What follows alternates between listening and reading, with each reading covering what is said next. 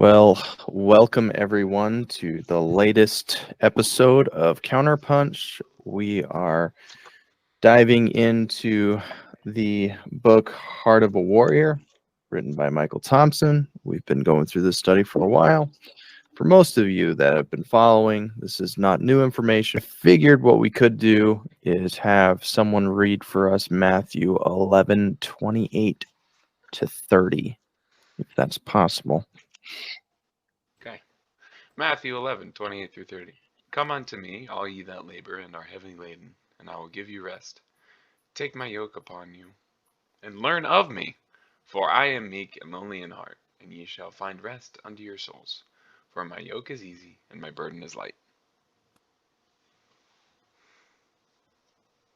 All right. Thank you for reading that, Jack. And the question that we will spend some time on this evening will be, how often do you believe a man should take up Jesus on his offer in Matthew 11:28 through 30? How often do you do so? All right. And then there's a note with this one. This isn't about feeling guilty or shameful or satisfied and proud. It's about being honest with the interest of making helpful and sustainable course of life adjustments. I based my answer off of the version that was in the book, the passage, and as I'm sure we noticed, the passage is quite a bit different from the KJV version. But my answer is that a man should always try to walk with Jesus,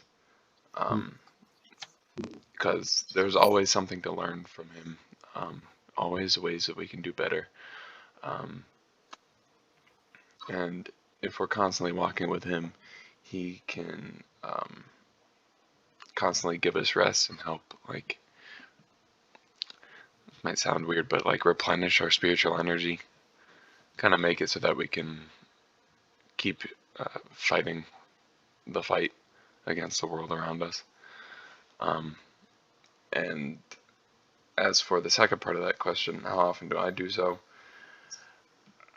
Definitely not as often as I'd want to. It's far less than I really should, that's for sure. But I'm trying to get better with it. I was thinking a lot about the disciples and that initial interaction that Jesus had with them. And, I'm sure we're all familiar with that verse. I'm not going to turn to it for sake of time, but, like becoming fishers of men, right? And they gave up their occupations and they followed Jesus. And I'm sure they were able to bring all those skills that they learned through their occupations. It wasn't like they just like completely went stupid. They took those skills, and I'm sure they were able to apply it while they followed Jesus. But there was that willingness, that acceptance of that invitation. There's a trust there. And I was actually going over in devotions tonight with my kids, and it was just a simple devotion talking about trusting and obeying. And the illustration was given: if I just handed you a blank piece of paper and told you to sign it, and that after you signed it, I am going to write down something that you have to do, and you have to trust me no matter what it is. Would you be willing to do that? And, if you be honest with yourself, would you be willing to do what Tom Jackson is going to do with that piece of paper? What am I going to write on that? What am I going to make you do? And this illustration, this little girl, it was a teacher and a little girl, and the teacher ends up writing, "Go to the table and lift up the Bible, and you can have what's underneath the Bible." That's what she wrote to the girl who actually volunteered to do this. And underneath it was this reward. And so she trusted her teacher. And I guess the illustration, the analogy that they were trying to hit home with was the fact that we have to go out on faith and trust in Jesus. And sometimes when we do that, we don't always know what's in store on that walk, right? That trusting and obeying. We when we accept him as Savior, that's us signing on that dotted line, right? And then what happens afterwards, that's kind of the mystery of as far as where God's going to lead us. And so, um, you know, I thought about that when I was reading through this question here, is that initial invitation and just the willingness to obey. Yeah, well, I thought of it. I mean, the verse talks about um, going unto him, um, but also kind of with it, says, "All you that labor and are heavy laden, I will give you rest." And sometimes I think as men, we're sometimes too prideful, like, "Oh, I got this," and we try to handle everything on our own, and we don't want to go to anyone else for help. And, you know, he's saying here that we should just go to him and that he'll give us rest and he'll help us through those times, but sometimes we can be too stubborn. Um, and as far as it says, how often should a man take up Jesus on his offer? I mean, it should be all the time. It's more of a, it looks like it's more of a command here rather than just oh, if you feel like it, you're having a hard time, you can come to me, I'm here, but only if you want to. It says, come unto me. So I think we should do that, and we probably don't do it enough. There sometimes comes events in our lives where we just feel like we have to be the strong one. Does that make sense? I think it happens a lot when someone has passed away, right? Where you have to be the strong one for your family during the time of mourning, and to not be the one to show emotion, to be there to help them during that process. And so that might be another common instance where someone might feel like they have to bear extra burden. But again, like, Jesus has this offer, and we're just we're so quick to just push it away because we're man enough to handle it. It's okay. It doesn't make you a weak person to give it over to God. There's so many different examples that we could give as far as just home life and incidents where we're carrying burdens. But I think that there needs to come to a point where we're willing to humble ourselves to give up those burdens. It's a pride issue, along with some other things, but being willing to give it over to God is super important.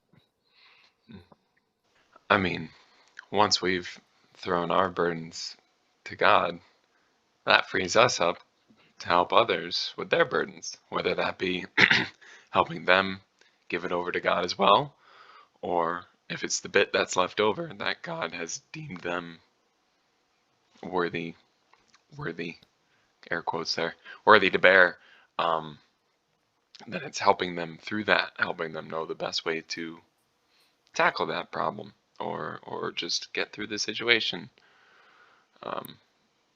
And then once we help them with that, they can return the favor by either helping us or helping others around them. It's kind of like a domino effect. Yeah. I mean, it's, for me, very simple. Is we're supposed to act like Christ in our walk, right? We're supposed to, he's the greatest example that we'll ever have when it comes to examples. And if he's asking us to give all us his burdens, shouldn't we try to do that for our fellow man? Again, it's just that simple, like, okay, it's kind of a no-brainer, but sometimes we have to go back to those basics and understand, like, okay, well, why am I doing this? Well, it's because it reflects Christ. It's a way for us to be a blessing to a fellow brother and sister who might be struggling. And God might use that in a way where, you might have gone through something tragic, and the person that you're trying to encourage to try to help with their burden, they might be going through something very similar. So sometimes God uses us in a very unique way where we've already bared that burden, and now somebody else is going through it, and now we can help them through that. And so it's just kind of a process, and we're able to do that because of Christ and what he's done for us as believers. Here's another one is 1 Peter 5, 6, and 7. Humble yourselves, therefore, under the mighty hand of God, that he may exalt you in due time. Cast all your cares upon him, for he careth for you. That's one that I've gone to a lot during my studies. It's understanding that simple word, all your cares upon him. Sometimes we just give him like little bits and pieces. I can handle the rest here. I might not be able to handle this, but sometimes we just give him all the big things, but not the little things. It says, cast all your cares upon him. He wants to have an intimate relationship with us. And if we're going before him in prayer and asking for help, and we're only asking for the big things, he wants us to be able to talk with him about everything, right? The big stuff and small, because what's the last verse, the section of that verse say? He careth for you. We have a very personal God who cares for us individually. And we can go through a lot of different Proverbs and Psalms, and it talks a lot about how much of an intimate God that we have, and how he can count the very hairs on our heads and things like that.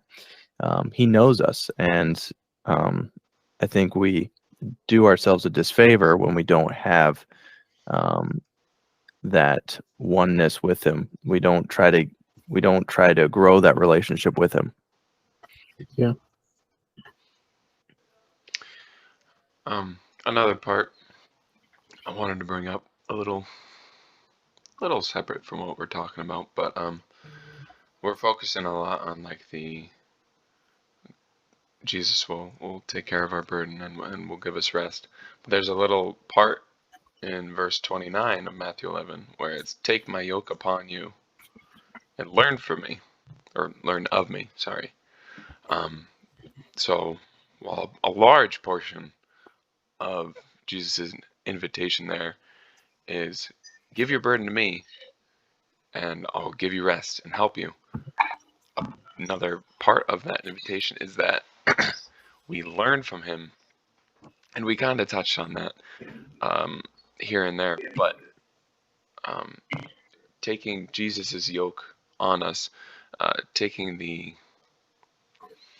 I guess you could call that like responsibilities, or like the way that he walks, taking it on us and doing the same as he does, is also a very important part of that invitation, where once we give our burdens over to him, we take on, I really don't want to say this wrong, but we take on his burdens of a sort, and try to learn how to respond the way he does. I think that's a big part of the invitation as well. Yeah, this illustration of the yoke is beautiful for several reasons, because you all know what a yoke is, right? And this tool they used for farming, right? You put it over the ox or whatever heavy animal you might have, animal. Jack's making fun of me. I don't know what you're talking about. So mean to me. But you have the livestock. There you go. You have livestock, and they're yoked together. You're not going to pair a donkey with an ox, because if you do that, you're they're not going to walk the same way. They're going to go back and forth. Um, they're going to go in circles, whatever it might be. They're not proportioned. You want to have proportioned animals side by side. So going back to this verse 29, take up my yoke upon you. So this is Jesus's yoke, and learn of me. Okay. So if we went with this illustration, thank you, Jack, we're going to see that Christ is inviting us to come alongside him and to learn. And I am meek and lowly in heart, and ye shall find rest in your soul. In verse 30, for my yoke is what? It's easy, and my burden is light. So it's this really beautiful illustration. Christ isn't saying, come and, I'm going to drag you behind, you're going to be my slave, all these, no, he wants us to come alongside him so that we can learn. And I love that illustration. I just wanted to add, going back to the verses in First Peter, actually on Sunday, the pastor here preached a message on those verses, and he pointed out that often we just quote verse 7 of First Peter chapter 5, casting all your care upon him, for he careth for you. But it's important to also look at verse 6 and pair that with it, because you have to be humble enough to acknowledge that you need God and that you need to cast your care upon him. It's more of like a humbling thing, like I can't do this on my own, and I need him to help me. So you have to first humble yourself before you can cast that care upon him. All the talk about reminds me of Matthew 7 and 8, and it says, ask and it shall be given you, seek and ye shall find, knock and it shall be opened unto you. For everyone that asketh receiveth, and he that seeketh findeth, and to him that knocketh it shall be opened. It's just a good reminder that I've been through a lot of stress and overwhelming and figuring things out, and just life all over the place kind of thing, and figuring out life. Ask God, like he'll take care of it. Like I have to sit down and remind myself that he has control. And I've also encouraged somebody in my life that that prayer, like I've been trying to pray more, and the specific person that always brings me their their daily problems or issues that they're having, I always write out a prayer for them. It involves what they're going through, but it also adds a little bit and encourages them to ask him and just lean on his, because he'll take care of us. He's our rock. He's our salvation. He's Lamentations 1:14. The yoke of my transgression is bound by his hand. They are wrathed and come upon my neck. He hath made my strength to fall, and the Lord hath delivered me into their hands, from whom I am not able to uprise. So I was just thinking about yoke again, and not the egg yolk. And I just thought, You're so funny. this is the flip side of this yoke. Like, if we choose to follow Christ, that if we choose to follow him, submit ourselves to him, and we take up his offer for that lighter burden, right? We kind of avoid this situation that we see in Lamentations, where God literally was punishing not so much individuals, but the whole tribe of Israel here, and they were literally under these transgressions, and it was this yoke that they were bound to by his hand. So it's just the flip side. Like we have this beautiful illustration of the yoke where Christ is able to, we're able to yoke ourselves with that, or we're going to yoke ourselves with the not so great things. I guess that was a really roundabout way of saying that, but basically there's a good yoke and there's a bad yoke. Which one are we going to hook ourselves up with? Which plow do we want to be on? Hey, Daniel. Hey, Hi, buddy. how's it going, everybody? Can you guys hear me? Yes, sir. Yeah, we can hear you. I've never done this Google Meetings things before, so I don't know what is compatible Zoom-wise and not. Well, you're looking pretty good, so I say you're doing fine. Well, thank you. I did just brush my beard. There you go. Good man. I feel like that's the title for the next episode. Oh, no. I did just brush my beard. Does anybody have anything else to add as far as just the yoke? Because this conversation is getting runny. Oh, jeez. I think that's a good sign that we need to move on. I think that's fair. Actually, I have a question for you guys. I know that Go for it. it's kind of on this. So in that last question, have you like received some gut-wrenchingly honest feedback, and then this whole courageous step and asking people, these following questions, and then even the next question, it says having an observation deck where you can see and hear. And this is kind of what I know that Granny when he was on here, he was talking about, hey, he likes just this time with you guys because it's good to get feedback and to talk about things that really matter and to have people who are going to hold you accountable and stuff. And this gut-wrenching, feedback thing, I have had some of those times, maybe not super recently, but I've been blessed to be in a church family where there are honest questions being asked that sometimes it's like, oh, I hate that this question is being asked of me. But being transparent enough to say, no, this is what's going on, and this is the real issue at hand. And sometimes they're uncomfortable, but I find that they're not nearly as painful because I have a group of guys that we give and get feedback from each other. Especially my pastor, he's really great at, hey, if I'm out of line, let me know if you don't agree. That's a good thing to know and understand, in a very humble leadership position.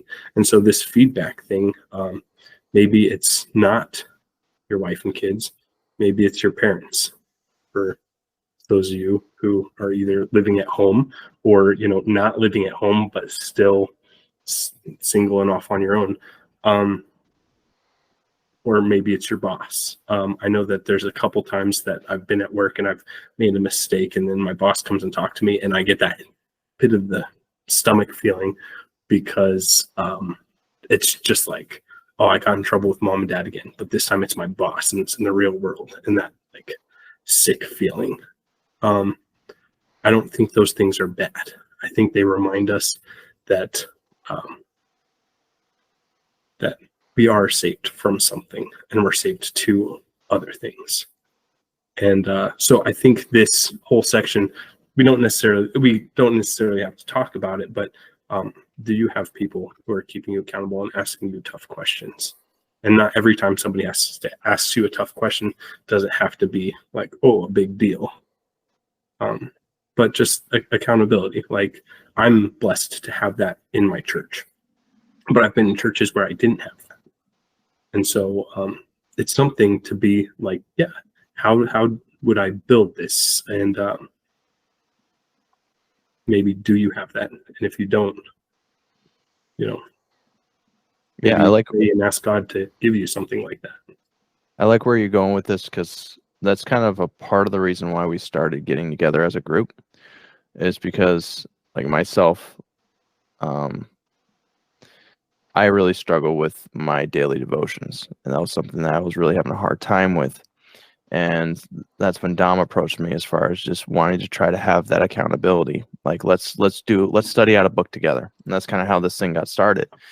And then I reached out to a lot of whom you see here tonight, and it was kind of the same story. It was, we wanted to have that accountability, because it's so easy to just get in our own lane and stay in it and not worry about the person who's driving next to you, and to even bother to see how they're doing.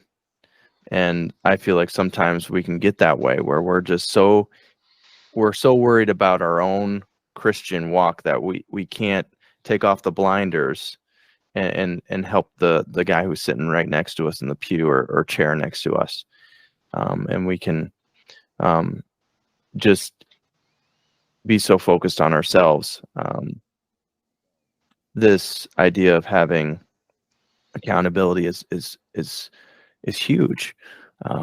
I remember my own life, and I don't think I really appreciated it at the time, but there was someone in our church growing up where who knew that I was dating an unbeliever, and they sought me out. They sat me down. They opened up their Bible, and they said, "This is what God says in His Bible, in His Word. What you're doing isn't right.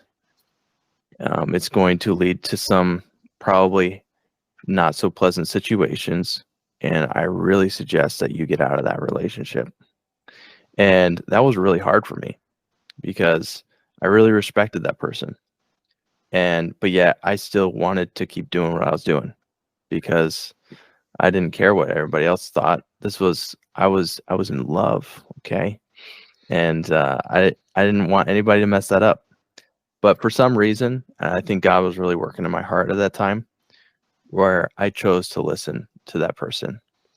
And it took a couple weeks, but eventually I ended that relationship and freed myself from that situation.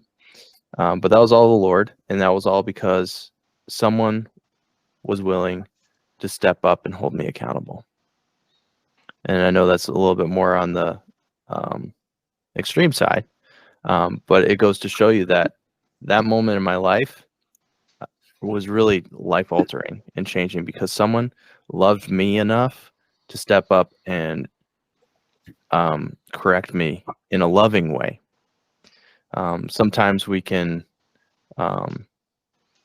try to correct people, but not like finish the job. I've heard a lot of accounts where there's like this church discipline thing, and they come in guns blazing and they basically shun these people from the church, and they say, you're publicly sinning against God. This is wrong. You're out. And then there's no follow-up. For me, I lived through something like that with family members, and for me, that's very legalistic. It's something that is, it's something that the Pharisees would do. Like, you're not living by the law. You shouldn't be in the temple. You shouldn't be doing this. You're not following God's law. So you're done. Get out. We don't want any part of you. But what Christ really came in and was preaching this thing of loving one another and encouraging one another. And, we need to have that accountability when we're doing something wrong. There's often consequences when we do something wrong, right? I'm not saying that we don't correct people with that, but there's also the love aspect where we come in and we try to nurture that person and point them back to Christ, try to steer them back to God, not put that bad taste in their mouth. It's a very fine line, and I don't think that there's going to be any 10 easy steps to correct a Christian when they're sinning. Like, I don't know. That's probably a really dumb way of phrasing it, but I think that we need to make sure that when we are holding brothers and sisters accountable and we're approaching them, we do it with love, is to put it simply. So I don't know what you guys have for this as far as the accountability aspect, but I think it's for big things and little things. So I mean, what it all kind of boils down to is you need someone who's willing to call you out for being an idiot. That's pretty much all there. I mean, yeah, there's a lot of minor minutia that goes into that, like pulling you away, showing you the right path, but you need someone in your life who's confident enough in their relationship with you to be like, hey, you're being kind of dumb right now. You shouldn't be doing this. Obviously, in nicer terms, maybe sometimes, but that's pretty much all it kind of boils down to, isn't it? yeah, but there's also just the simple things too, is like also being an encourager too, like coming alongside that person and just telling them that you're praying for them. You know, like there were so many like we used to call them senior saints, these older ladies and gentlemen that are in our church. I know of a few people that just come to my mind right now, where they'll come and they'll find you out no matter where you are in church, and they'll just be like, "Hi, how are you doing?" And they're just always full of smiles, and they're just letting you know that they're just so proud of you. They're encouraged by you being at church, and that they're praying for you. And those words right there are just another way where someone can come alongside you, and and when they really didn't have to, right? They didn't have to go out of their way. They didn't have to find you out. They didn't have to send that text or make that phone call. But there's those people in our lives where they're such good encouragers, and I think it almost goes hand in hand with the accountability thing, is making sure that that person knows that you're there and that you're praying for them. One thing that I've found that's helpful on the accountability side, particularly as it relates to devotions and Bible reading, I would say that for me, this has helped. It's kind of difficult for me to ask somebody, "Oh, hey, have you been, reading your Bible lately?" And I find it much more encouraging when people do this to me, and easier to do to others when I say, "Hey, this is what I've been reading in my Bible, and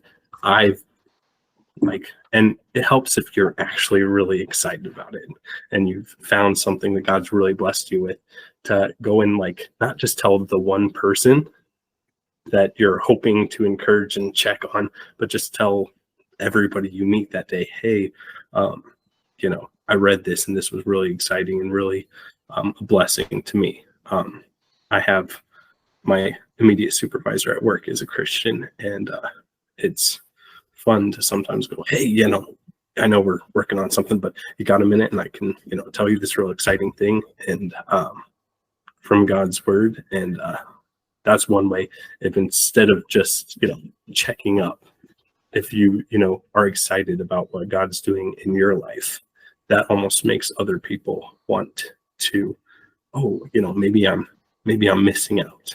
And that's one of the reasons I love Psalm 119, because every time I read it, I go, oh man, I really need to read God's word more. And I've really been missing out and stuff. And it's just fun providence, I guess, that our church happens to be going through sections of it. So every Sunday I get a little more taste of, God's word is so awesome. And let's be in it more, and let's really love it like we ought to.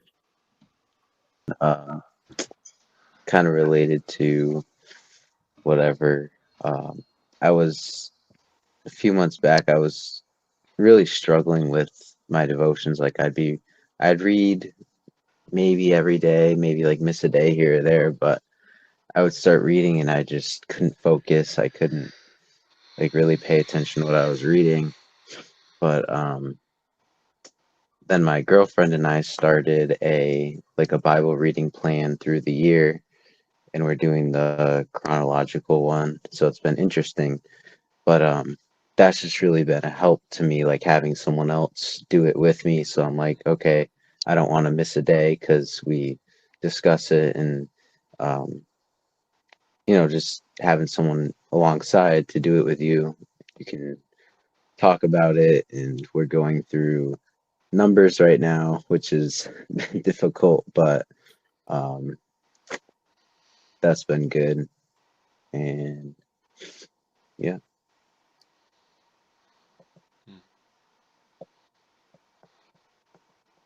I think it's really cool that you're doing that because when Julie and I were dating, we started doing something like that, but we did just the Psalms. Once a week, we would read a psalm together. And that's kind of been the foundational piece for being able to go into family devotions and not be like, what did we do? Because we already had something that we were kind of doing. So just a thought for all you young up and comers. Yeah, I'd say like relationships wise, like what a better person. There is no better person than a spouse as far as an accountability, being able to feed off of each other and encourage each other, and because you know each other's strengths and weaknesses, and so it's yeah, I have to relate to that. Oh, yeah, I totally relate too. Thanks for reminding me how lonely I am here, guys. Love you Oh, you don't have all. to be lonely. You can do a Bible study with Bubs. Granny. I was just gonna say this is why I like having Granny here. He's just as lonely as I am. You guys ready? Sure. This is Bedtime Stories with Tom Jackson, aka the Counterpunch Story of the Week. Woo! Yeah.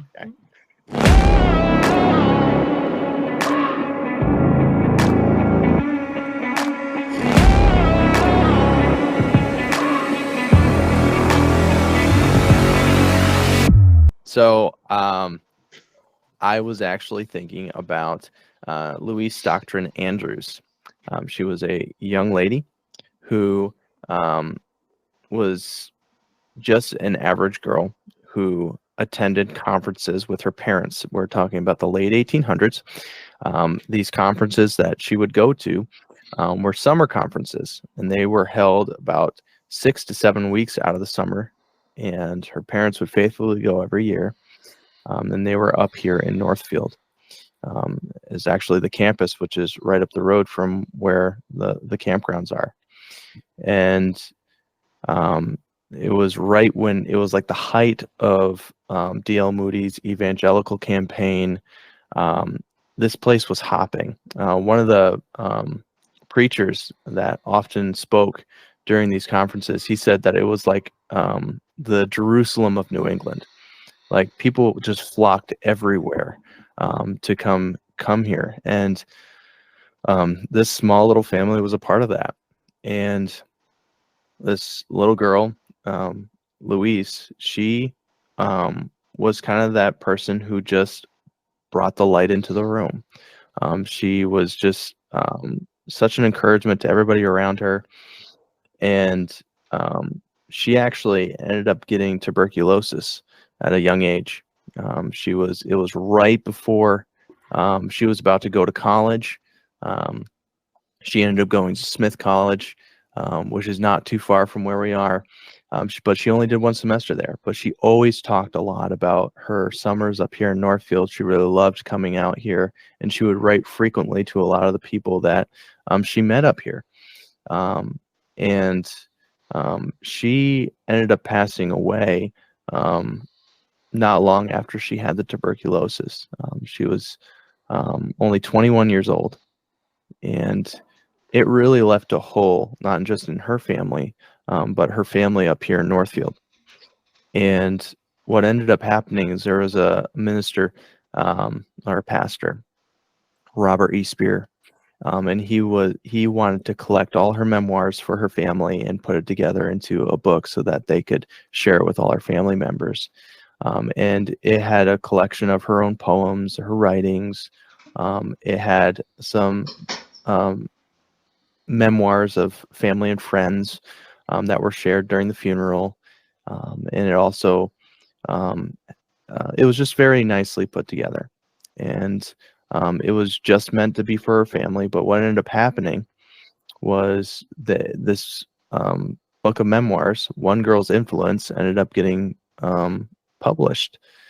And this book went into reprint several times. And you can actually still get copies of it today. We have one of the original copies here in our museum. But the impact that that young lady had, she probably would have never even known.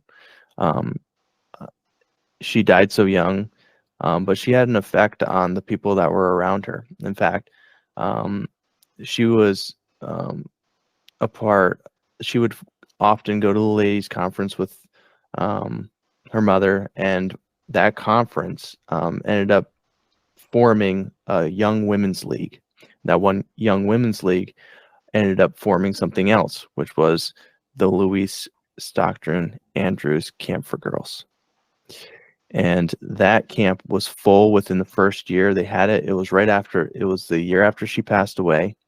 They named it after her as memorial of her. They even their main lodge, they even finished that.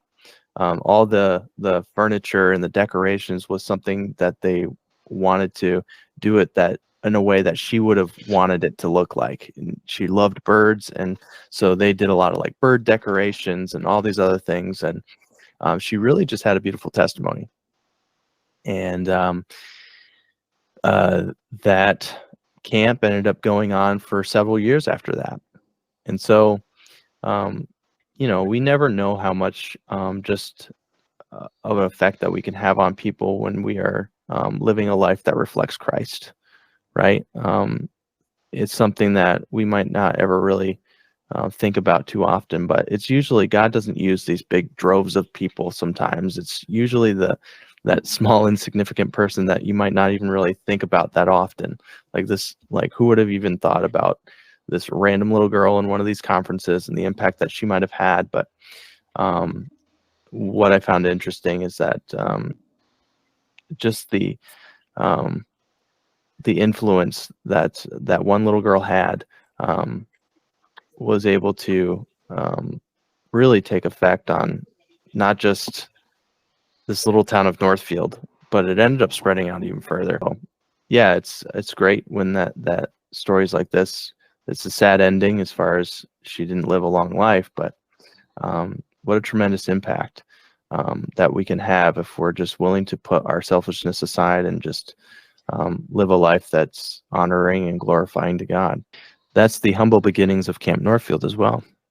So, in case you didn't know, it ended up the land was actually given to that girls' league for $1 that was donated for the camp, and then they ended up donating it to Salvation Army, and then we bought it in the 50s for like 20 grand or something like that. So, fun fact. Anyway, you like my story? Was it a good bedtime story? It was a good bedtime story, yes, sir. That's great. I'm gonna sleep so well now. Okay. All right. Well, that's all that I have for you guys tonight. I don't know if you guys had anything else that you wanted to add, but I think we're good to go. What do you think? Okay, I'll sign us out. You ready? Or Jack, you should do it. I feel like this is all you. Say thank you for joining us today. My name is Jack Rogan. Thank you Knocking everybody so people out much of for meetings. watching. Please don't forget to like and subscribe.